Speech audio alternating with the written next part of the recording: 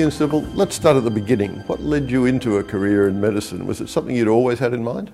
Definitely not. There are no doctors in my family, and I had no presumption when I went to high school that I would end up in medicine at all. It was one of those purely fortuitous decisions that was made in my last year of school. A number of kids I was in the same class with decided that they'd apply for medical school, one of the first applications one had to have in. So I applied, and as it turned out, I didn't need to think of all of the things that would follow from that, because I got on to medical school and just followed on from there. And what about the decision to take up surgery? That's not the sort of choice that one more or less stumbles into. No, although some people do have a long determination to do surgery, I wasn't one of those. I went into my clinical training and I had a very open mind as to what I might want to do. I loved medicine when I was doing my medical part. I loved all sorts of things, but surgery just seemed to be something extra. I think I'd perhaps look back now and say that perhaps it was a slightly naive view, but I thought that surgery meant that you could be a great doctor, a great diagnostician, and operate as well. And it seemed to me to add on an ability or competency onto basic medical training and not give anything away. I think a physician would now look at the competencies I have and say they're fairly limited in relation to the overall diagnostic aspects of medicine as a whole, and I would certainly agree. But at the time, I was keen to be a good doctor and be a surgeon as well, and be an operative doctor as well. And was that how it worked out for you? Pretty much. I finished my medical school training, and I did the standard 2 years in general experience as an intern and house officer, and in those days applications for surgery were much more rudimentary. There was no interview, one just applied, and as long as the people in the suits thought you were of suitable quality, then you got on. So I applied, and in my third year I was a surgical registrar and began what was then only a 4-year training program in surgery leading up to the fellowship examination. And how did you approach the development of your career in surgery? Well, I suppose as things went along, I did develop a view. One of the things I was particularly interested in within surgery was trauma, or the overall management of patients who suffered injury, and I looked hard for experience that I could accumulate in order to become an expert in that area. I was particularly interested in the emergency side of it, but in those days emergency medicine as a specialty didn't exist, so it wasn't something that was ever on my radar, and indeed trauma wasn't really something I could achieve as a specialty training as well, or either. So I determined that vascular surgery involves treating people who are bleeding, and even today we're often the specialty of last resort when people get into real trouble, because it's often as a result of bleeding that people get into trouble. So I focused on vascular surgery early on, and I went and did a fellowship in the US training in vascular surgery, and then I did find some openings for extra training in trauma and did that as well, and brought those two competencies back to New Zealand when I came back to definitive practice. And you became involved fairly early on in some aspects of college work. How did that come about? Well, through the trauma side of it. When I was doing my trauma training in the US, there was a novel course involved, and it would seem unusual, well, looked from today's perspective, why it took until the mid-80s for this to come, this particular course to come along. But education and the individuality of doctors in those days was quite different than it is today. Multidisciplinary teams, multidisciplinary meetings, joint discussions, collaboration, communication, they weren't high on the list of agendas of doctors in the 80s. It was all about the individual icon, that you as an individual had all that was required to assess, monitor, manage anything from a complex elective problem to a real serious emergency or disaster. And of course not everyone did. That was the reality.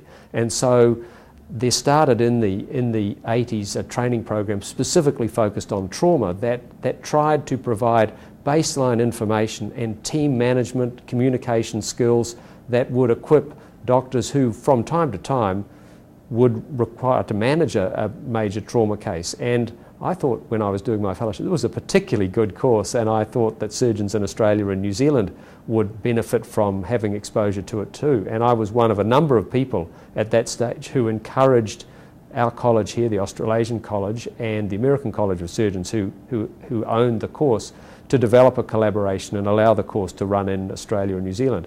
And I was part of the inaugural group that started doing that course, or running that course, in late 1988 at the college, and from that time on I was heavily involved in a sort of a subset of college activities which related to the running and organisation of that course program. And in many respects it was sort of like a primer for governance, because we had to govern the course and at the same time we had to operationalise it, and I got to know a little bit about the difficulties of governance and dealing with how an organisation like the college work, and the practicalities of operational work, actually making sure that things actually happened at the workplace. So, you know, I've done that for many years, but it started in 1988, and that was my introduction to the college. But did you see yourself at that stage taking college involvement further, standing for council and so on?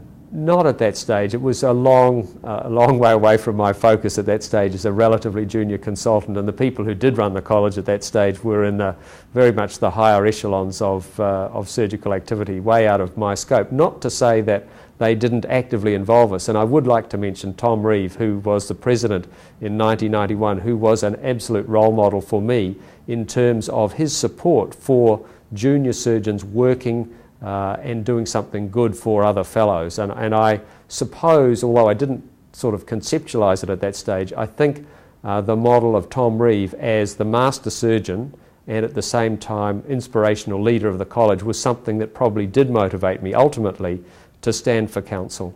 One has no idea at the time whether an individual is likely to get on, and I certainly stood for council thinking that this would be merely a signal to the voter numbers, to the electorate, that I was interested in council, and maybe perhaps a sign that it would be useful for me to apply again, or possibly a sign that I didn't have favour with my fellows. And to very much my surprise, I did get elected onto council the very first time, and I'm quite sure that actually was in part due to my earlier activity with many fellows and teaching many fellows on some of the courseworks that I'd done, because they were aware of me and perhaps thought that I might have a role on council. So I got on to council sooner than I expected, and very rapidly, as perhaps one might have expected, I was moved into the area that dealt with coursework and education.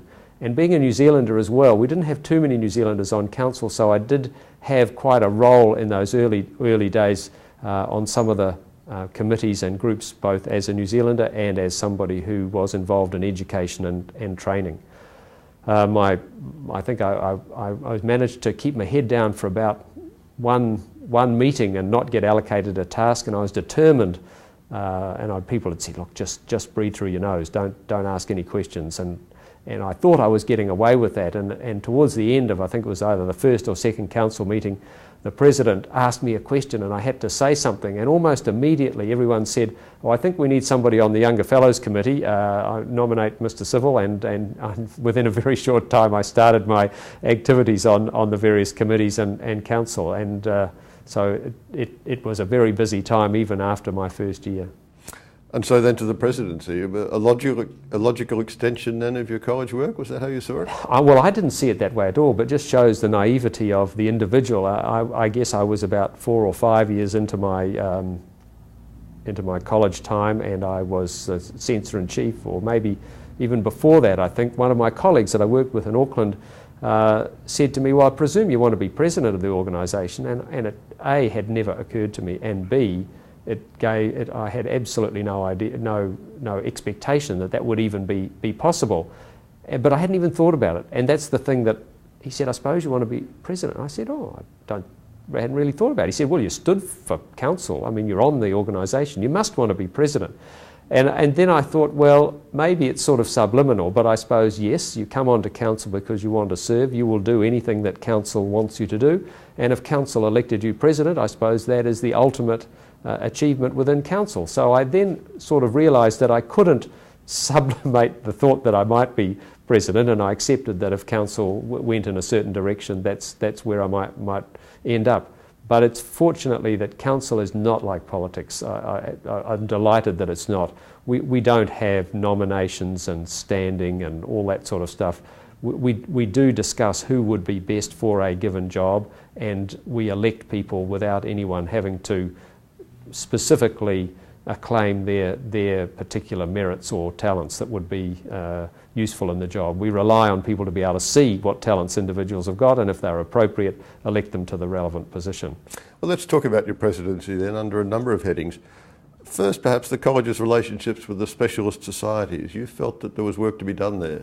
Well, that was, I guess, a challenge that sprang upon me in my first meeting as president of the college. We had known for some time that our specialty society groups were becoming more independent, and I think because of the college's lack of activity and lack of collaboration in some respects, we had allowed them to go and become much more independent. We hadn't engaged with them, and it was only natural that at some point in time they would seek to become effectively completely independent from the college. And although many or a number of the specialty groups would be big enough to achieve that goal, I felt, and I know a number of councillors felt, that would be bad for surgery as a whole and would weaken surgery and ultimately each of the specialty groups as well by not being part of a wider group.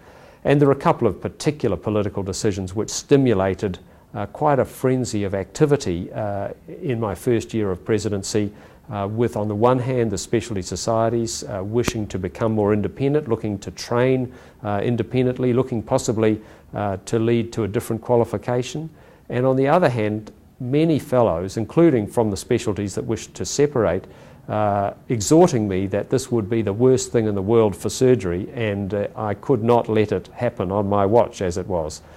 So it really was a major challenge for me to try and identify the problems, the issues that were causing this division, to recognise the personalities of the people involved, both the personalities of people on council who perhaps might have been happy to have some groups just go their merry way, and some of the members of the specialty societies who were, and some are still very keen on becoming much more separate from the college than is the case. So how did you set about dealing with that?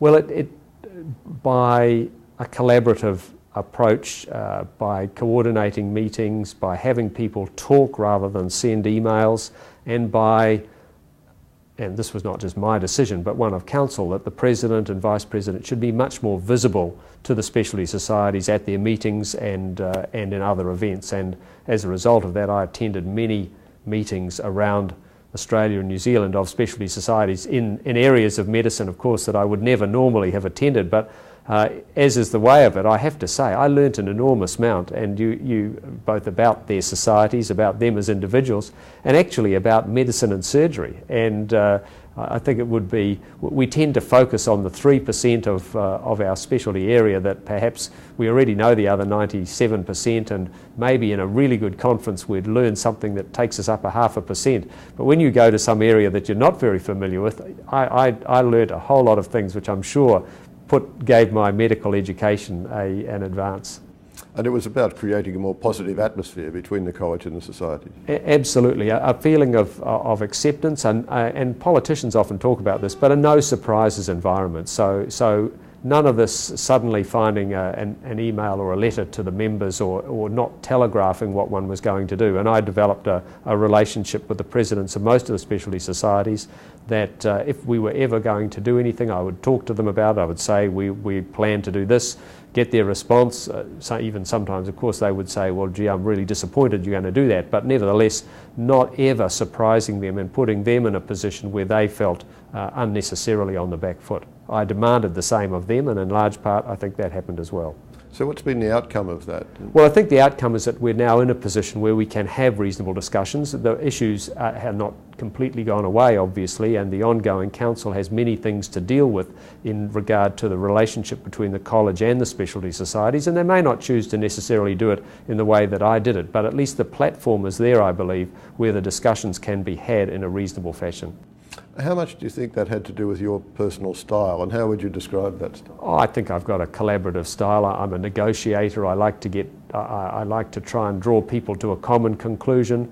I'm not a splitter. I'm a lumper. I try and bring people together, and I'm sure the course of action that I took during my presidency was absolutely a reflection of my personality.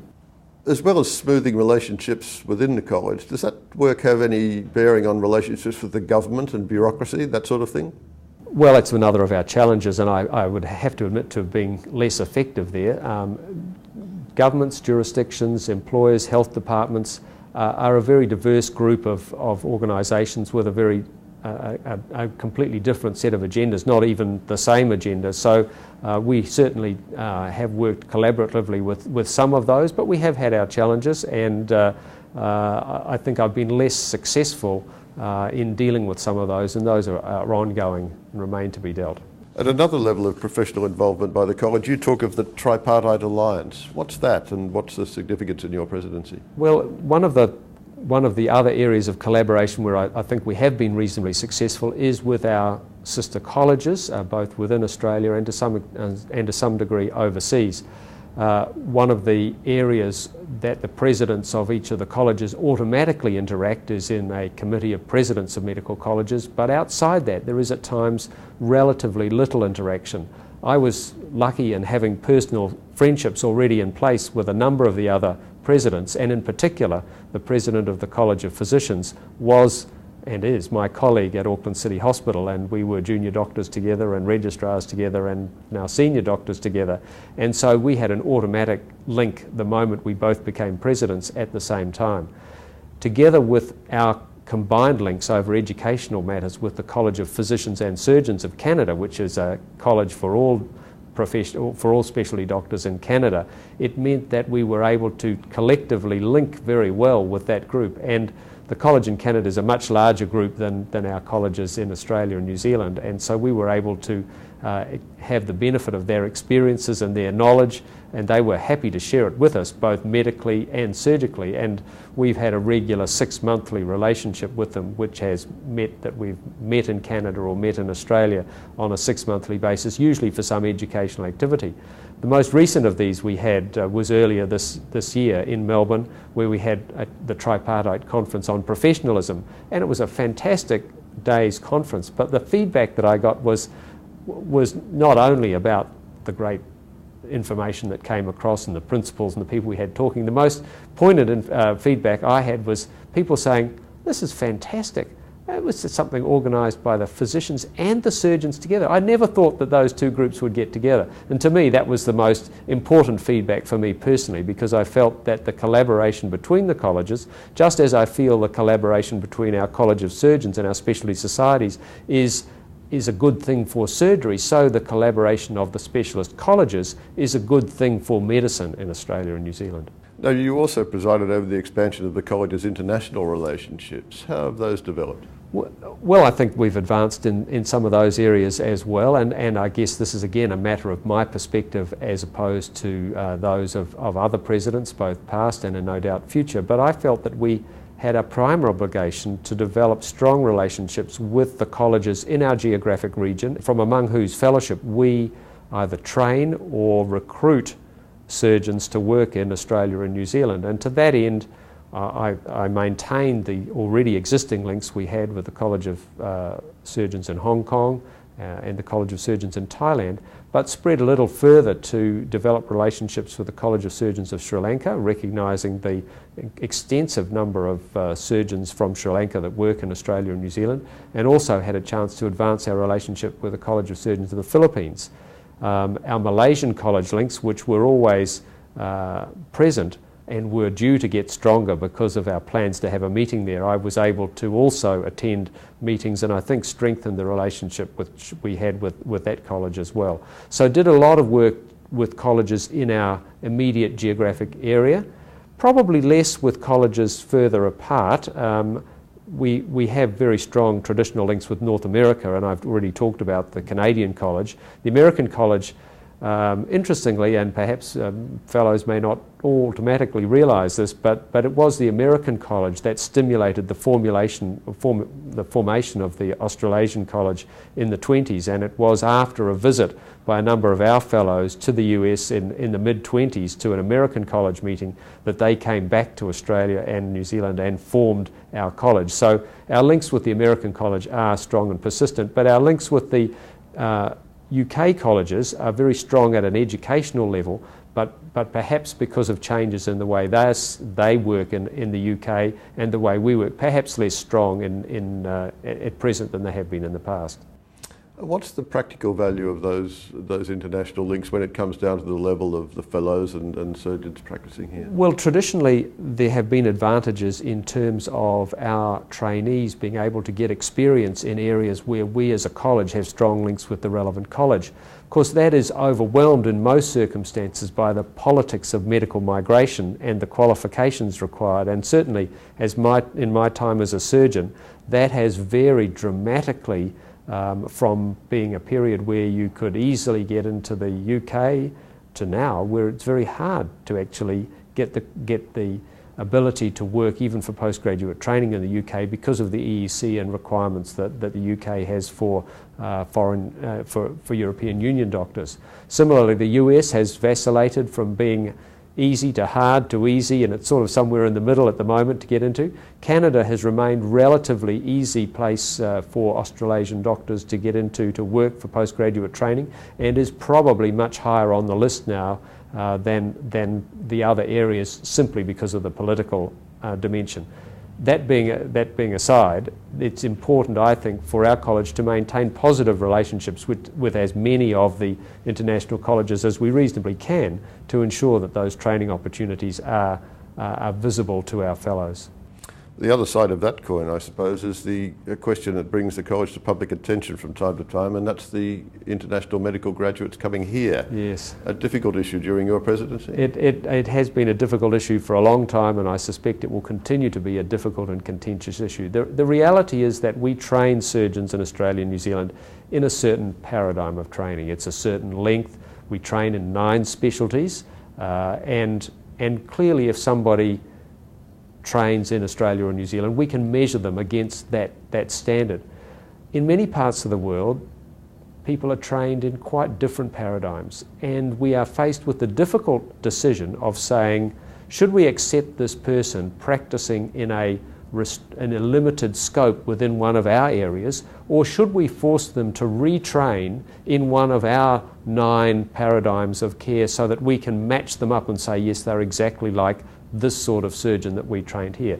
Classic example is a transplant surgeon who may come from urology, may come from general surgery, may come from vascular surgery, and that's what happens in Australia and New Zealand. They start off in one of the standard paradigms and then add on training in transplant. In other parts of the world, they never do all of any of those 3 specialties. They train predominantly in transplant. So when somebody comes to Australia, say, and wants to practice as a transplant surgeon, well, they're not really a urologist or a general surgeon or a vascular surgeon, so how do we describe them? And it's a challenge, and our consistency has varied. The degree to which people are promoted in certain areas, the environments which they work are all different, and we have got some real challenges in meeting the expectations of our fellows who say, took me a certain amount of training and a certain amount of qualifications to reach the standard, and that's my expectation of anyone else practicing in Australia.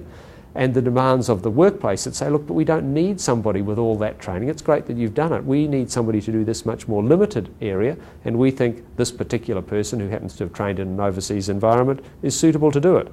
So we're always balancing on that tightrope and not infrequently stepping off first on one side and then the other side. And I don't see an immediate answer to that. I think that's going to be an ongoing challenge for the college for some foreseeable time to come. Because there is a perception in some areas of the public that the college would prefer a closed shop, not training too many surgeons, not importing too many surgeons. How does the college respond to that? Well, we believe we are responsible for standards of surgery in Australia and New Zealand, and there is an element of damned if you do and damned if you don't, because the public would be equally concerned when they have expressed that concern on numerous occasions, when there are doctors practicing in surgery who don't meet the standards that the community expects, either because of some technical failing or some other professional standards failing. And of course the most notable one was somebody not assessed by the college and put through that sieve, but had that person gone down that track, then certainly there would have been, and been approved by the college, there would have been criticism. The flip side, as you pointed out, is that sometimes the college is seen as being too difficult and not letting people in, and we naturally try and keep a balance, but it is a difficult balance to draw. Your presidency also coincided with a devastating series of natural disasters on both sides of the Tasman. How did the college and individual surgeons respond to those events? Well, it was obviously, as you pointed out, there was a huge group of completely disparate disasters. First fires in Victoria, then floods in Queensland, earthquakes in New Zealand, and then a cyclone in North Queensland, all of which occurring in a relatively short period of time. And in each circumstance, the surgeons concerned in the area stood up remarkably. They assumed leadership positions, they managed the issues at hand, and they coped remarkably well with some very, very difficult times, either difficult times in delivering health services or difficult times for them personally as their own families and their own home bases were threatened by either floods, fire or earthquake. Where the college was going before that, although it didn't do this primarily for internal disasters, we were thinking more about it external, as we certainly have maintained a list of doctors who are disaster ready. And that's not merely putting your hand up and saying, yeah, I think I could help out. It's actually being trained, being medically fit, being psychologically fit, and being appropriately trained, i.e. having a scope of practice which is relevant for a disaster environment, so that if there were needs to deploy people from other non-disaster areas to disaster areas, the college would be able to help the local disaster planners identify those surgeons. We maintain an ongoing database for that, but in terms of the Australian and New Zealand disasters, they were well handled by the local surgeons in the areas concerned. Were there any lessons for college practice and policy arising out of that? Has there been a greater response to those disasters? I think there's a recognition that surgeons have a particular leadership role in relation to delivery of health services. We tend to be actively involved in the sorts of decision making that is necessary in disasters, i.e. making decisions on the balance of probabilities and not knowing definitely all that's going to happen and making the best use of the resources that are available. So I think there have been some messages and learnings there. Now, that kind of involvement by surgeons relates to another topic that was close to your heart as President, which you put under the heading of professionalism. What do you mean by that precisely? Well, that's a very good question, and if you asked people walking down the street what they thought professionalism, I suspect you'd get as many different answers as people you asked the question. And indeed, we in surgery, as one of the professions, may have been a bit unclear about what that amounted to as well. But there are there are a number of key words that perhaps encapsulate professionalism: altruism, honesty, compassion, empathy. Those are sort of big ticket items that help clarify professionalism. In a purely definition sense, it implies, if one looks it up in the dictionary, a group of people who have a special domain of practice and are given authority to regulate themselves. And that sort of definition I don't think is very helpful, because one, we don't tend to regulate ourselves quite in that way without any oversight, as used to be the case. And secondly, it doesn't really describe the nature of the people who are professionals.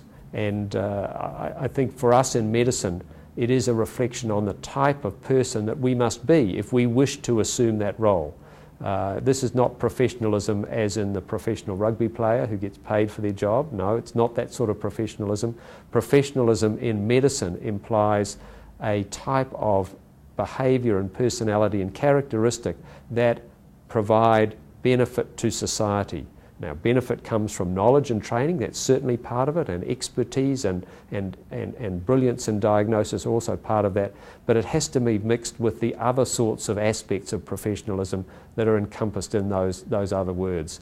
And I think focusing surgeons on what it means to be a professional is a very important part of what the college needs to do as part of its training, and many of those aspects now are clearly enunciated in our college Australasian competencies, of which there are 9.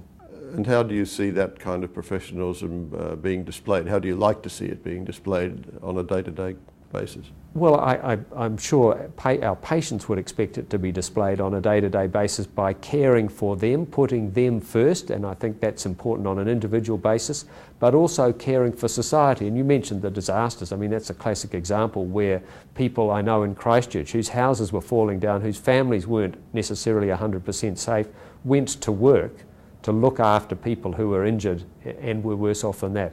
Classic examples of altruism, compassion, empathy, caring, part of what being a professional is. Now, it's probably true to say that the college in its public face has always had a fairly conservative image, but during your presidency, that image, the college's branding, if you like, underwent some changes. How did that come about? I think you're absolutely right. The college is a very conservative organisation, and rightly so. We should be slow to change, but there are times to change, and one of the things that I think is that people expect these days is some sort of imagery that reflects the nature of the organisation. And we had very old-fashioned imagery in terms of our college crest, and we were very restrictive about it as well. People weren't allowed to use our copyright crest for anything unless we gave them permission. And we thought that was perhaps underselling the value of our brand, which we believe is important, and why we have maintained the college as the standard setter for surgery. So we thought that if you're a fellow of the college, and we as the college set stand, you should be able to flag your fellowship, your membership of this organisation in a way to your benefit, because people will then recognise you belong to an organisation which is a standard setter for surgery. So, and I take little credit for this because it was brought up to me by one of my colleagues in New Zealand, a younger surgeon who said, look, you know, this is the stuff that you can't use the college stuff, it's very old-fashioned. What about some new imagery for the college? What about some type of word image or style of the letters, or some symbolism of the crest that we could use to flag that we belong to the college? And there was some suggestions made, and in due course, after a process that involved having the college and its wider group look at it, we've come up with some new imagery for the college, which is, I think, the number of fellows that use it has impressed me. It's been very, very popular, whereas in the past people, of course, always used the letters of their qualification. They'd put FRACS on their business card or on their rooms or on their letterhead. The actual style that said, yes, I'm FRACS, but that actually means I'm a fellow of this organisation, which is clearly visible by the imagery, has been very heartening. And in fact, a great number of fellows have altered their own personal business imagery to include recognition that they are a fellow of the college in a way that's visible to all. Those sorts of changes generally bring misgivings on the part of some people. Was there serious opposition to it? There was a little bit of technical concerns about the way we altered the images from some parties, and but no opposition per se to the concept of rebranding the college in a way that was modern. Another interest of yours is workforce planning, another theme of your presidency. Which specialties are growing and which declining, and how does the college cope with that? Well, of course, workforce planning is an art form rather than a science, because although we can predict some things with reasonable accuracy, like population growth and demographic changes, we are much less good at predicting the developments in medicine. For example, when I was a junior surgeon learning as a registrar, one of the major medical problems people had was stomach ulcers. And there are a whole lot of elegant operations planned, designed, particularly by surgeons in the UK, where it was even more of a problem than in Australia and New Zealand, for dividing certain nerves to the stomach that prevented ulcers developing, prevented acid being made, yet preserved the peristaltic function of the stomach. Now, back in the early 80s, someone invented a drug that blocks acid production. Now, commonly proton pump inhibitors and various other acid-blocking drugs are used, and the operation is completely gone.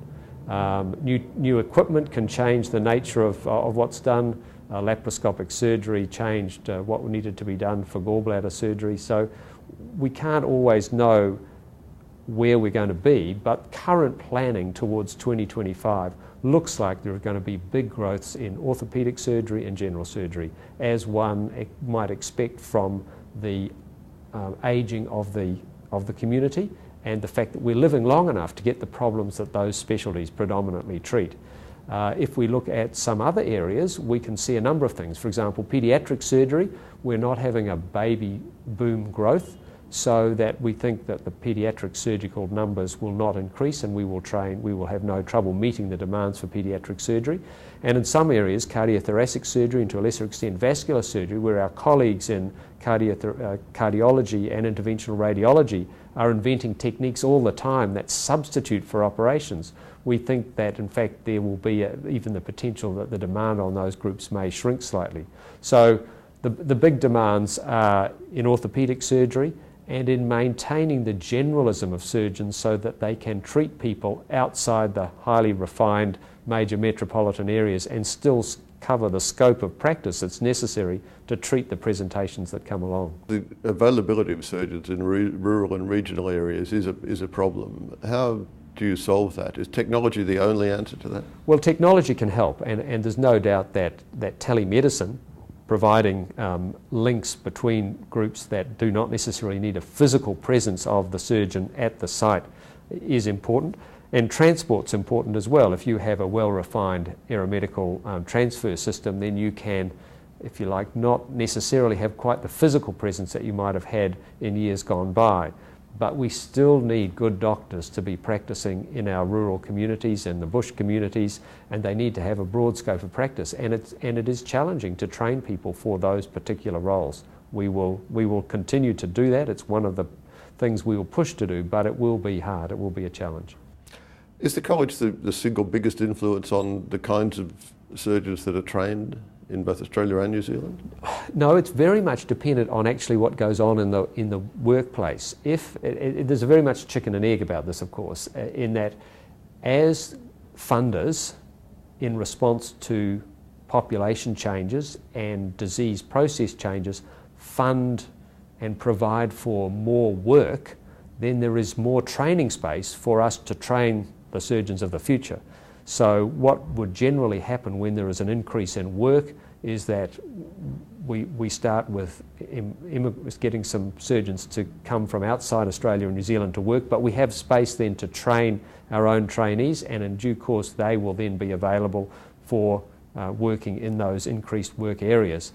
The college couldn't say, if you turned around us, we couldn't say, well, let's just double the number of orthopaedic surgeons training next year, because what would happen is that even if one could afford to employ them, they would exactly have half as much work to do as the group that were working this year. And most experts believe that you need somewhere between 10 and 15,000 hours of experience to train an expert. I understand those sorts of numbers apply to flying, apply to jewellery, applying to any sort of art form, any sort of practice that you can imagine.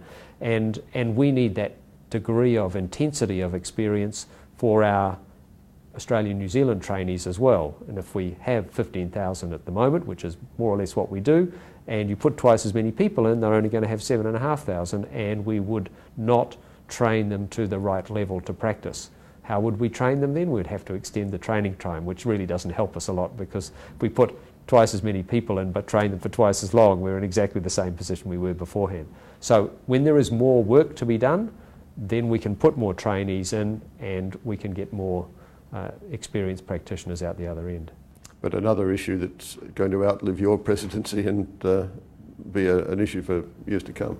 Well, it will be, and I think there's some technology that will help as well, and it's probably not quite as black and white as I've portrayed, because the use of simulation and training not on the patient, but training in the laboratory, training in a simulated environment. As there comes more techniques and more availability of that will allow those 15,000 hours to not all be 15,000 hours at the hospital on call in the operating room, but maybe the majority of them like that, but some others may be in the simulation lab doing simulated operations in a realistic environment.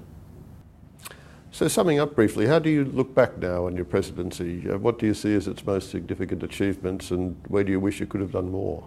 Well, I think I look back on the presidency and think about the support I had from the council, and particularly the group that was with me on the executive of council. The president is not elected by the fellows at large. The president is elected by the council, and his or her support comes from the council. So I think one of the things that I remember, and I will remember for a long time, is the degree of support I had throughout my time on council, but particularly in the presidency, from the other councillors that were part of the council. I think all of the areas that we've mentioned are all works in progress. I think even the branding exercise, which is obviously, I'm very pleased with that, and it is completed, will only be valid for a period of time, and probably in 5 years or 7 years or some other period of time it will need to be reviewed and revisited. So even the things which are complete are in fact only complete for a time. Almost all of the other things we've talked about, our international relationships and our relationships with colleges, with specialty societies, are all works in progress, and I've got no doubt that the council that is now in place has got the energy and enthusiasm and the will to address all of those in a constructive way. And finally, during your presidency, the college and the profession lost someone you regard as a giant and a profound influence on surgery in both Australia and New Zealand. I speak of Rowan Nix. Rowan Nix was a fantastic surgeon and a fantastic benefactor to the college. It means a particular amount to, he has always meant a lot to me, because of course his roots were in Auckland, and he worked with the Green Lane Surgical Unit in those heady days in the 50s when they were doing things for the first time and very successfully, open heart surgery, arrested hearts, cardioplegia, doing the original coronary bypasses, some of that sort of work which was just groundbreaking work. And every day when I go to work, I walk past a picture of him on the wall from the early 50s as part of that unit. But in his later life, when he retired, he retained an absolute interest in surgery, about third world surgeons, and about what Australia and New Zealand could offer to those outside our shores. And he has been a huge benefactor to the college for its work in relating to surgery in places such as Africa, India, Thailand, Indonesia, etc. And he survived to a good age, and it was obviously sad that he's gone, but his work was fantastic, and I was very privileged to be able to be present at his funeral and say a few words on behalf of the college. A powerful role model for surgeons. Absolutely. Not only a role model during his life as a surgeon, but throughout his life.